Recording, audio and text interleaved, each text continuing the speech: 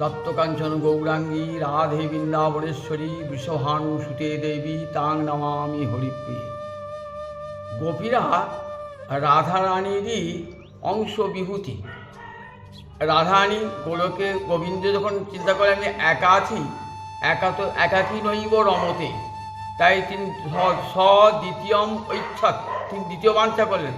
তখনই গোবিন্দের বাম অঙ্গতে অখণ্ড বল্লভা রাধারানীর আবির্ভাব, আর রাধারানীর অঙ্গ হতেই কোটি কোটি গোপীর আবির্ভাব। কারণ গোবিন্দ রসরাজ, সেই রসরাজকে রস আস্বাদন করাবেন বলে রাসেতে যেমন গোবিন্দ অনন্ত কোটি গোবিন্দ হয়েছেন, তেমনি এক রাধারানীও অনন্ত অনন্ত রাধারানী হয়েছেন, অনন্ত গোপী হয়েছেন। সুতরাং রাধারানীর অঙ্গ হতেই সমস্ত গোপীদের আবির্ভাব। বহুকান্তা বিনানহে রসের উল্লাস, লীলার সহায় লাগি বহুত প্রকাশ। সুতরাং যারা গোপী তারা সব মহাভাবের পুতুল। প্রেমের যে চরমতম সীমা তাকে বলে মাদনাক্ষ মহাভাব। রাধারানী এই মাদনাক্ষ মহাভাবতী, আর অন্যান্য গোপীগণ এই মহাভাববতী প্রেমের চরম সীমায় রয়েছেন। রাগ রাগিনীর যেমন মূর্তি থাকে, যারা সঙ্গীত সাধক তারা যখন সঙ্গীত সত্যিকারের সঙ্গীত সাধনা করেন তখন রাগ রাগিনী এসে ধরা দেয়, কিন্তু যেই গান শেষ হয়ে গেল আর তারা অদৃশ্য হয়ে গেল। ঠিক তেমনি লীলা করবার জন্য গোপীগণকে নিয়ে এসেছিলেন গোলকহতি।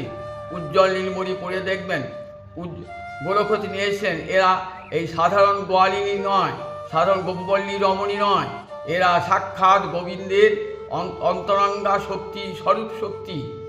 গোবিন্দের অঙ্গহতি রাধারানীর আবির্ভাব, রাধারানীর অঙ্গতে কোটি কোটি গোপীর আবির্ভাব। সুতরাং তারা কেউ জীব শক্তি নন, তারা কেউ তটস্থা শক্তি নন, তারা কেউ জীবাত্মা নন, তারা সবাই হ্লাদিনী শক্তির পরিকর। রাধারানীর অভিন্ন, তারা রাধাঙ্গ হতে তারা অভিন্ন। তাই রাসে যে কোটি কোটি গোপীর মিলন হলো, এই যে গোবিন্দ নিজেকেই নিজে আস্বাদন করছেন, সেই রাসকে বলা হয় সাস্বাদন লীলা। অর্থাৎ নিজের সঙ্গে নিজের নিজেকে আস্বাদন করছেন, আর সেই দ্বারে হীলাদিনী দ্বারায় করে ভক্তের পোষণ, ভক্তকে কৃপা করছেন আর নিজের আস্বাদন লালসা মিটিয়ে নিচ্ছেন। জয় নিতাই, জয় নিতাই, জয়।